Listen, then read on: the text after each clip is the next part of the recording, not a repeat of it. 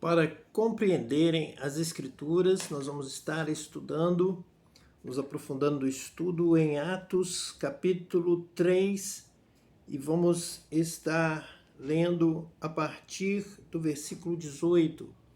Vamos realmente examinar as Escrituras de modo a compreender essa verdade que nós encontramos em toda a Escritura Sagrada.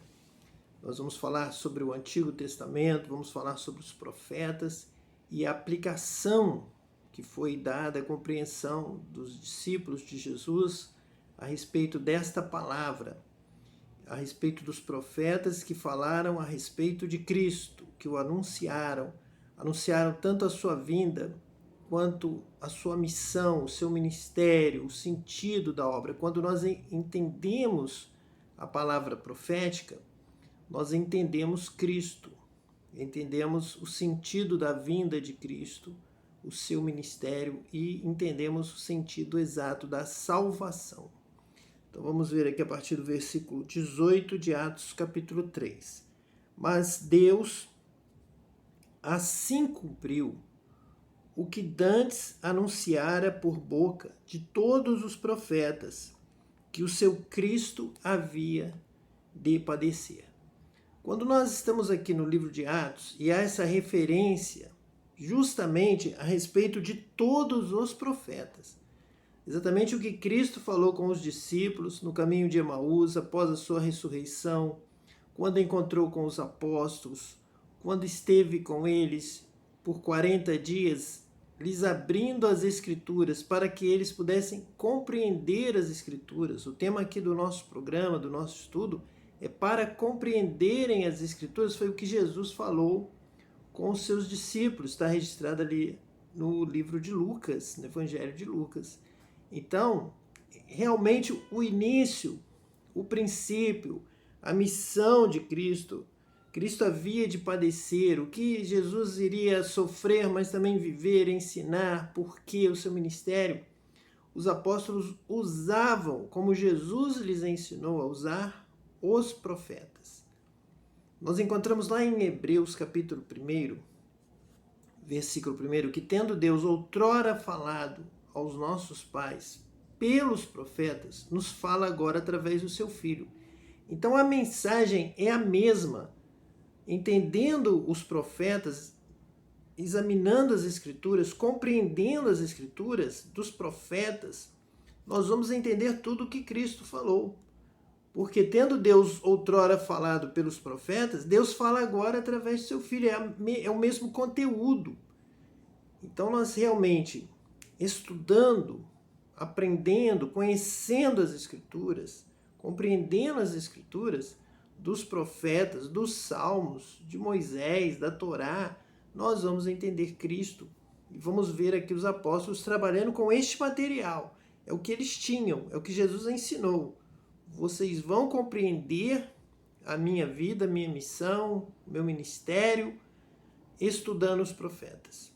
Então, começa aqui o nosso estudo, versículo 18, que Deus cumpriu o que dantes anunciara por boca de todos os profetas, que o Cristo havia de padecer.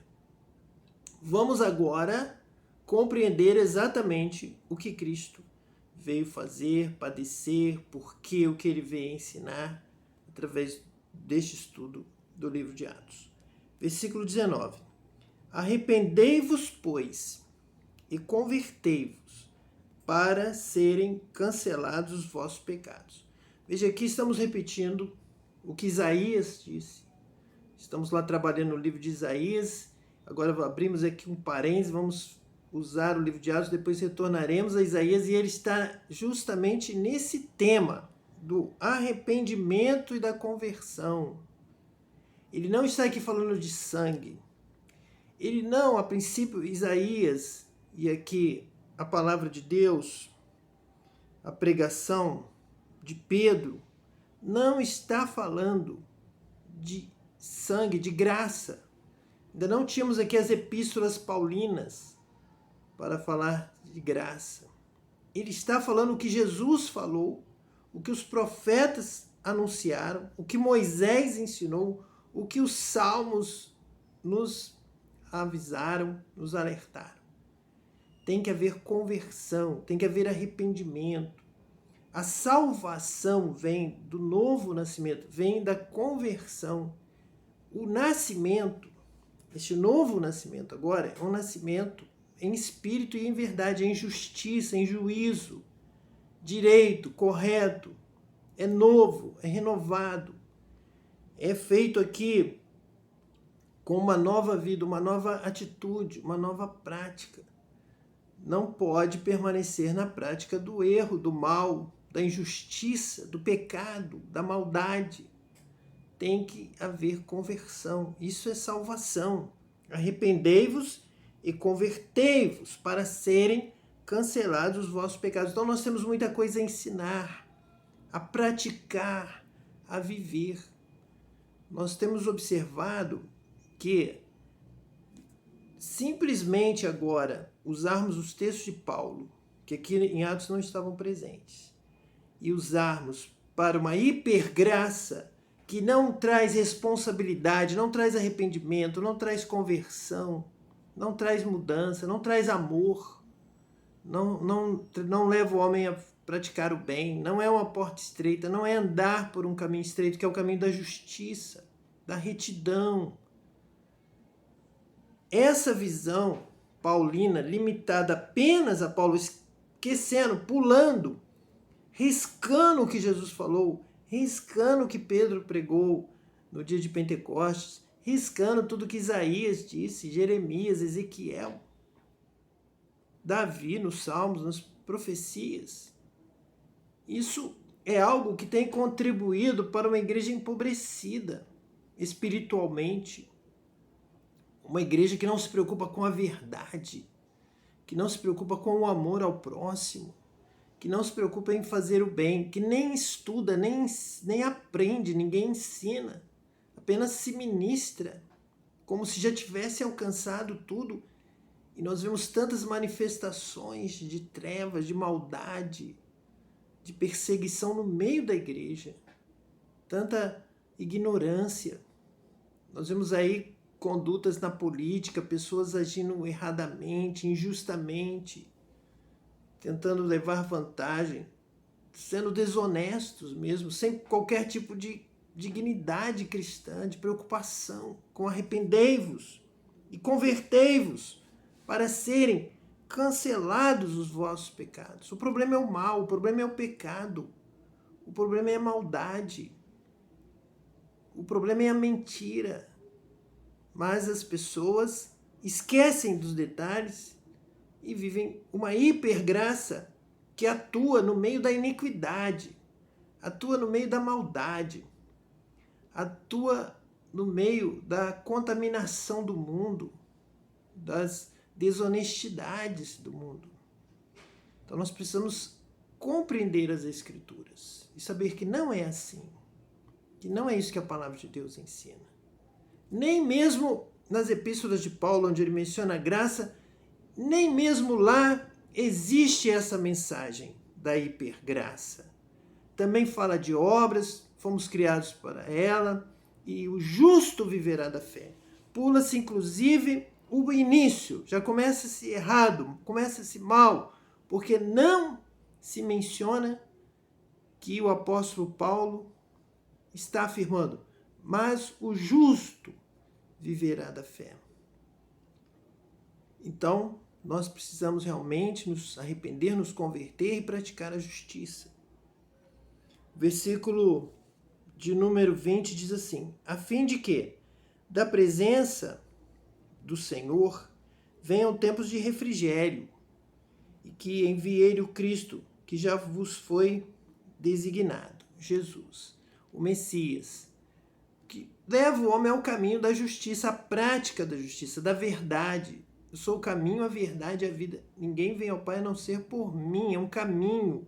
Quando aqui fala tempos de refrigério, são tempos de correção, de vida nova, de vida abençoada. Não simplesmente falar de vida na graça, onde não se tem compromisso com nada e já está tudo ganho. Não importa o que você faça, o que você deixe de fazer, se você mente, se você trai, se você engana, se você persegue, se você fala mal do seu irmão, na hipergraça nada disso é levado em conta, nada disso afeta a sua salvação. Não é isso que a palavra de Deus ensina. Esse tempo de refrigério é um tempo de paz para todos, é um tempo de amor, de justiça, onde todos estão bem realmente, estão vivendo bem, estão felizes, estão se sentindo bem, ao qual é necessário que o céu receba até os tempos da restauração de todas as coisas, de que Deus falou por boca dos seus santos profetas desde a antiguidade. Veja bem, Pedro está usando a palavra pregação a respeito do seu conhecimento dos profetas desde a antiguidade, o que eles falaram. Então não se exclui a palavra dos profetas porque Jesus disse alguma coisa. Não, Deus falou desde a antiguidade por boca dos seus santos profetas. Nós encontramos aqui no versículo 21 bem claro, literalmente isto, quanto Jesus veio dizendo o que os profetas disseram. Se nós estudarmos profundamente, compreendermos a palavra dos profetas, nós vamos verificar tudo na palavra de Jesus.